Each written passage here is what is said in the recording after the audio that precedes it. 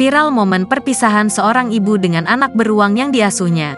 Momen haru pelepasan seekor anak beruang itu viral di TikTok pada Senin, tanggal 15 Mei tahun 2023. Pengunggah pertama video tersebut seorang polisi hutan Poltak M Panjaitan di akun TikToknya @jagalam8. Dalam video yang dibagikan terlihat Poltak menghampiri sebuah rumah panggung.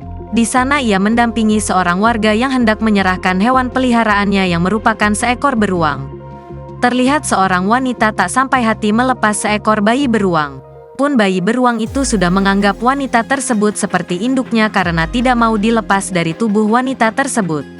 Momen haru pun terlihat dalam peristiwa penyelamatan satwa liar tersebut.